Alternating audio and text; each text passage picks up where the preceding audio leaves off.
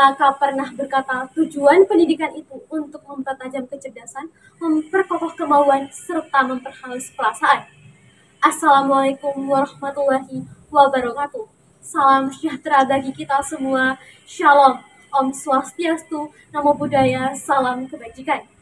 Yang saya hormati Dewan Juri Penilai Video Lomba Orasi beserta seluruh jajaran panitia, dan tak lupa pula teman-teman yang saya banggakan. Saya, Nurfadia Nisa dari Universitas Trunojoyo Madura, akan menyampaikan orasi singkat dengan tema pendidikan berkualitas untuk Indonesia Emas 2045.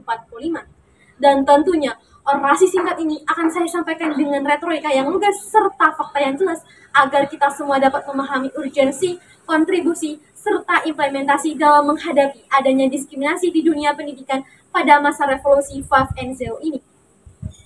Saudara sebangsa dan setanah air, seperti yang telah kita ketahui bersama bahwasanya pendidikan adalah fondasi utama untuk mencapai generasi emas di tahun 2045. Namun, melihat banyaknya kasus diskriminasi di dunia pendidikan, membuat kualitas sistem pendidikan Indonesia patut dipertanyakan. Apakah di Indonesia sendiri sudah terbebas dari adanya diskriminasi pendidikan? Atau diskriminasi pendidikan di Indonesia menjadi hal yang lumrah bagi masyarakat sekitar? Tentu, hal ini menjadi fokus utama dalam pembahasan kita kali ini.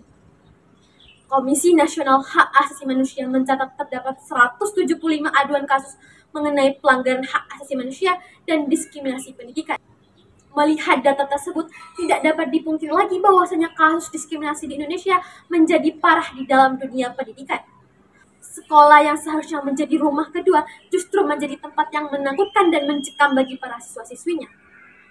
Seharusnya sekolah sebagai peranata pendidikan perlu dikelola dan dibangun secara profesional, namun kenyataannya dalam proses pendidikan masih terdapat banyak perlakuan perbedaan baik secara diskriminasi maupun nepotisme yang membuat siswa merasa tidak nyaman dan merasa dirugikan. Diskriminasi merupakan hal yang serius yang terjadi di Indonesia. Di tengah upaya untuk menyediakan akses pendidikan yang merata bagi semua anak, masih terdapat banyak kesenjangan signifikan yang terjadi dalam akses dan mutu pendidikan di daerah perkotaan, bahkan di daerah pedesaan, antar kelompok ekonomi dan antar kelompok etnis. Lantas bagaimana nasib Indonesia ke depannya jika dalam menempuh pendidikannya saja masih mengalami gangguan psikis, mental, bahkan fisik? Lantas bagaimana bisa Indonesia mencapai tujuannya di tahun 2045 jika pemudanya saja sudah dirusak? Oleh karena itu, untuk mengatasi diskriminasi pendidikan, diperlukanlah komitmen yang kuat dari pemerintah, lembaga pendidikan, masyarakat, serta pemangku kepentingan untuk memastikan bahwa setiap anak memiliki akses yang sama terhadap pendidikan yang berkualitas. Hal tersebut dapat diimplementasikan dengan adanya infrastruktur yang memadai, pemberian bantuan keuangan kepada masyarakat miskin, peningkatan kualitas guru, serta penghapusan segala diskriminasi dan ketidaksetaraan dalam pendidikan. Negara yang baik adalah negara yang mempunyai sistem kualitas pendidikan yang baik.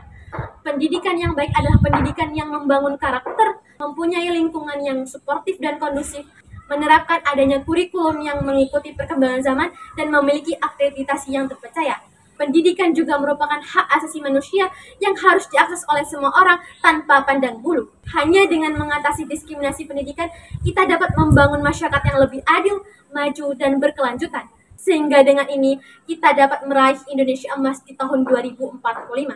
Sekian orasi yang dapat saya sampaikan. Wassalamualaikum warahmatullahi wabarakatuh.